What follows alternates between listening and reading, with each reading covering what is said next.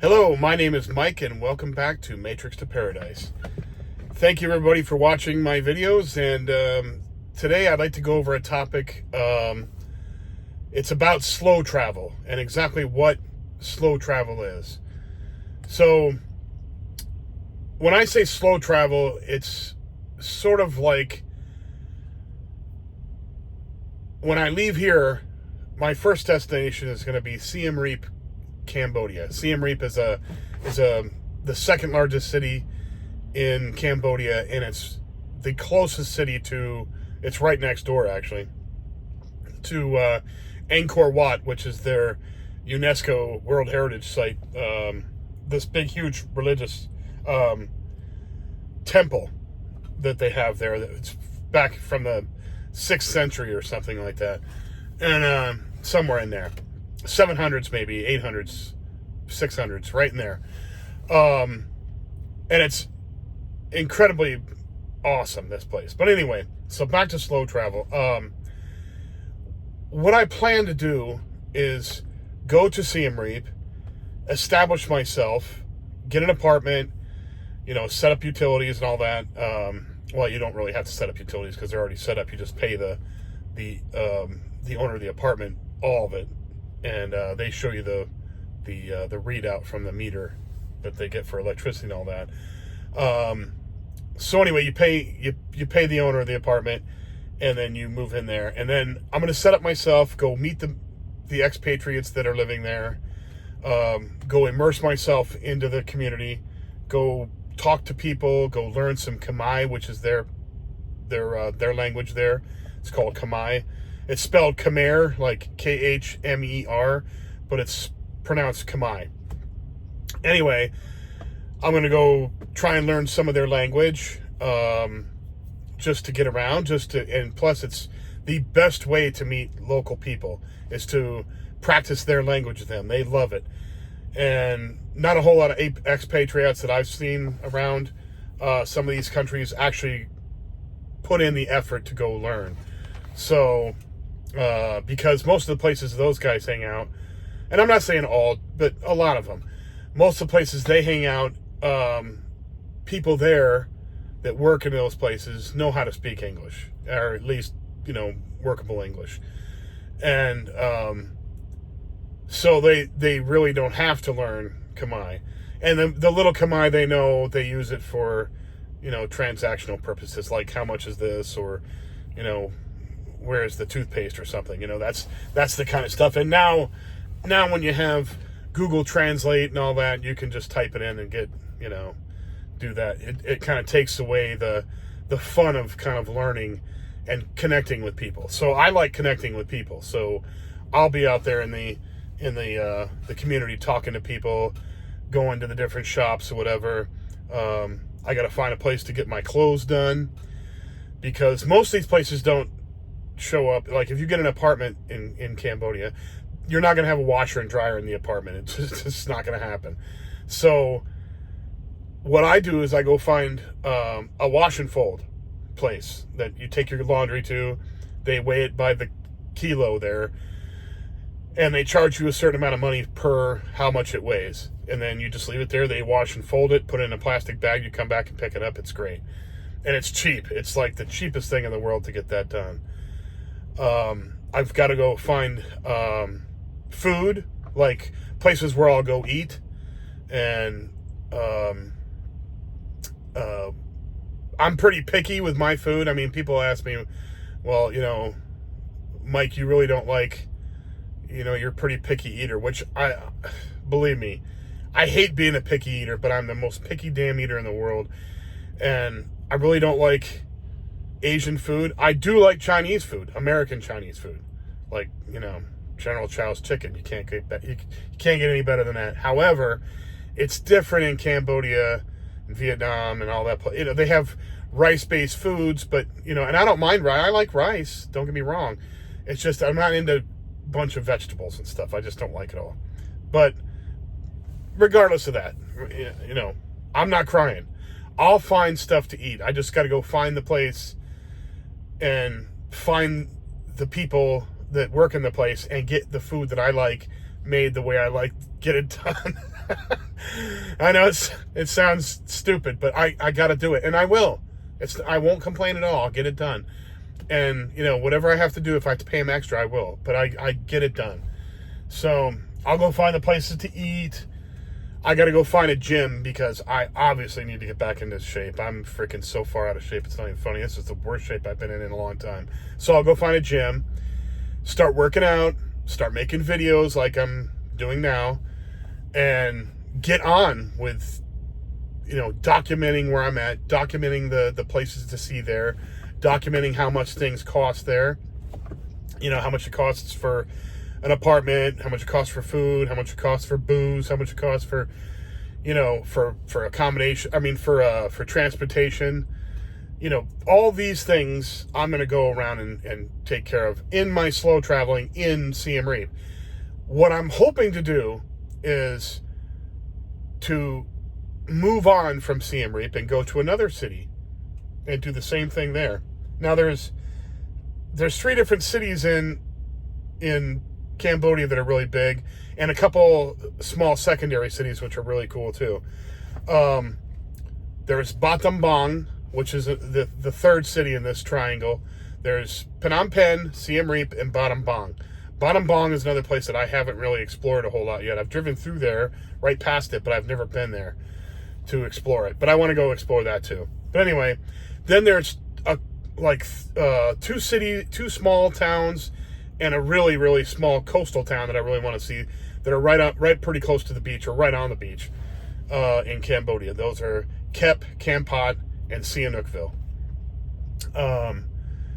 Kep, Kampot, and Sihanoukville. So those places, there's probably 6 places in Cambodia that I really want to concentrate on, and maybe some places other than that would be either historically cool or cool because of the terrain that's different, stuff like that. I'd like to go and really do a good exploration of Cambodia. And it's not a big, huge country, so this is all possible. So now I can do a lot of this stuff by just staying in Siem Reap. I can go visit some of these smaller places or some of the historical sites or some of the, significant sites that are cool because of the terrain. Right from Siem Reap, I can just take a trip down and go see it and stay for, a little bit.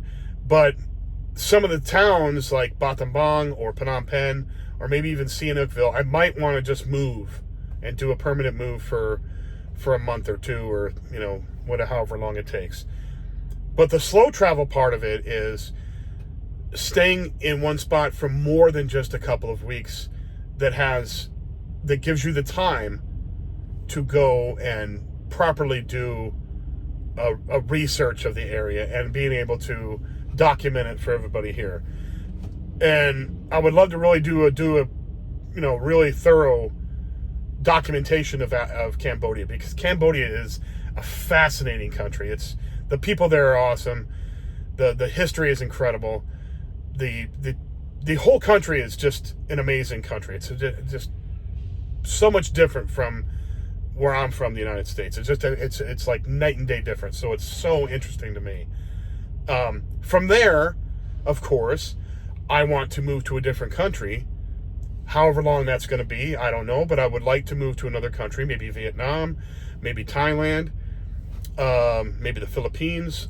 All these countries, you can go to town on those too. There's plenty of places in Vietnam to see. There's plenty of things and stuff to see in Thailand. The Philippines, it's never ending there too. From Southeast Asia, I totally want to go to South America and Central America. I would really, really love to go to El Salvador, because El Salvador has been recently resurrected from the dead by their president Bukele, and he's made it totally safe to travel and go there. And I would love to document all that too. That would be incredible to go there too. But for now, it's Southeast Asia, because I've been to Southeast Asia and I know it the best. Now, I've mentioned before that I have been to Mexico numerous times. Now, Mexico is wonderful. Don't get me wrong. There's still a huge spot in my heart for Mexico. But there are a few things that I don't like about Mexico that I don't want to go there for. And no, it's not the crime and all that. I know that the cartels and all that. It's not that. It's because for one thing, there's too many tourists there. I don't want to be around a bunch of Americans or Europeans. I just don't want to. Not that I have a problem with those people. It's just if I want that, I'll stay in the United States or go to Europe. I really want to go see the indigenous people there. I want to go hang out with them. I know that there's going to be expats everywhere in the world. Europeans and Americans. There's going to be expats everywhere in the world there. I mean, everywhere in the world, period. In every country in the world. But I don't want that to be the focus of, I don't want them to be my life. I want the indigenous people to be my life. I want to learn from them. I already know what Europeans have to say. I already know what Americans have to say, or Canadians. I already know all of us. I don't really want to hang out in the places that there are tons of them. You go to Mexico City, it's like there's a ton of Americans there. You go to Guadalajara, there's tons of Americans there. It's been inundated by, Mexico has been inundated by foreigners. Of course, there are places you can go in Mexico where there's no foreigners, obviously, but I really want to go to exotic places. I've already been to Mexico. The other thing too is I love Mexican food. I mean, Mexican food is like my kryptonite. I don't want to end up being the 600-pound gringo down there. I mean, oh my God, the food is so good there. If anybody's had Mexican food in the United States, there are places like Arizona where it's just incredibly good. And by the way, Tex-Mex is not original Mexican food. If you want original Mexican food, you go to Arizona. That's just the way it is. I don't care. I can argue with anybody. Las Vegas had good food too, authentic Mexican food. But Tex-Mex is not. That's like some kind of hybrid. And even the Mexicans across the border there are kind of like been changed by Tex-Mex. And I'm not like into Tex-Mex. It's good, don't get me wrong. It's good food. It's just not original like I like it. You go down to Mexico, you go down into, Jalisco, middle Mexico right there. Oh my Lord. The Mexican food is just out of this world. But anyway, besides that, I love Mexico, don't get me wrong. And who knows, I might end up staying there one of these days. But I want to go and try and explore some places I haven't been to. So Central America is one big one. El Salvador especially, because of its recent transformation. South America is an entire continent full of countries to be explored down there. It's just an entire continent full of it, and there is so much to see and do down there. There's only a few places that have been really expated up. Maybe Buenos Aires, maybe Rio de Janeiro, some places like that where there's a lot of expats. But other than that, I mean, Colombia is pretty expated up now. Maybe not as much as it was recently. I think it's kind of slacking off lately, but still, Colombia has been inundated by expats. But there's an entire continent of places that nobody's been, and I want to go see those places. I want to go explore these countries and check it all out. And it's slow travel stuff that would, give me the time to go and really get involved with the culture and the language. Well, it's mostly Spanish down there, so it'd be Spanish, but except for in Brazil where it's Portuguese, but most of the continent is Spanish. So I mean, it wouldn't be that much of a Spanish thing. It would be more of a Spanish thing. But I mean, I already know a lot of Spanish, but the cultures are different. The food is different. The terrain is different. The histories are different. It'd be just incredible to go see some of these places: Paraguay, Bolivia, Ecuador, Peru, Chile, these places are going to be incredible. So, along with Argentina and Uruguay and Brazil and all these countries, they would be really cool to explore these places. I mean, Brazil could take you a year or two to explore that whole country thoroughly. There's so many places to see there, but this is really what slow travel is all about. And like I say, you have to be in a spot where you have the money to go do this. And then you also have to, like my last video, I was talking about minimalism. This is where it's very, very important to employ minimalism, because you're going to have some transitional expenses, flights, or, getting yourself set up somewhere differently. It's going to cost you money. So you got to be frugal with your money. You have to be. That's just the way it is. Unless you have a ton of money coming in from somewhere, unless you have unlimited funds to really live, the cheap lifestyle without running out of money, and you have, a bunch of savings, or you have, an inheritance or something like that, stored away in a bank, and you're just, partially living off the interest of all that or something, that would be great. If I didn't have to worry about money, I wouldn't worry so much about it. But unfortunately, I'm poor, but not poor, but I'm just, I'm not rich. So therefore, I'm going to employ minimalism, which is just being frugal with your money and not spending on stupid stuff, not overextending yourself on, partying in expensive places with expensive drinks and expensive food, and, staying in $1,000, apartments. I can do that here in the United States. I don't need to do that overseas. So I can live a lot better. I mean, I can live cheap and be just as comfortable, rather than living in some extravagant, digs. I don't need that. So this slow travel thing is what excites me the most about getting from the Matrix to paradise, my paradise. That's my paradise, is slow traveling the world. And there are so many countries that you can do this in. And this is going to keep me motivated for pretty much the rest of my life. I mean, I'm going to devote my life to traveling, is basically what it's going to be.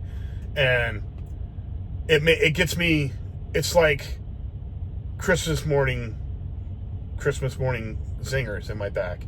It makes me all giddy to think about going overseas and doing this. It is so much fun. And I've gotten, like I've said in the past, I've gotten some teasers by going to Mexico and teaching English in Cambodia for 4 months. And I also did a trip to the Philippines, which was really fun. But these are just teasers. I want to do it full time. I want to know that I'm there full time. And it just makes me smile thinking about it. It makes me happy. So this is what I'm working on. This is my goal. This is my dedication. So slow travel is being able to go someplace, not for a whirlwind, but for enough time to actually document the living conditions there, the pricing of things there, the historic, significant sites, just the overall culture. It's just so much fun.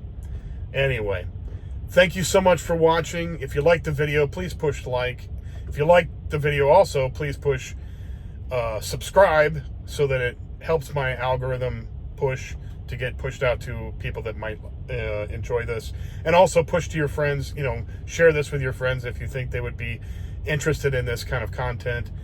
I appreciate it, and I will come back with more later on. Thank you very much. Bye now.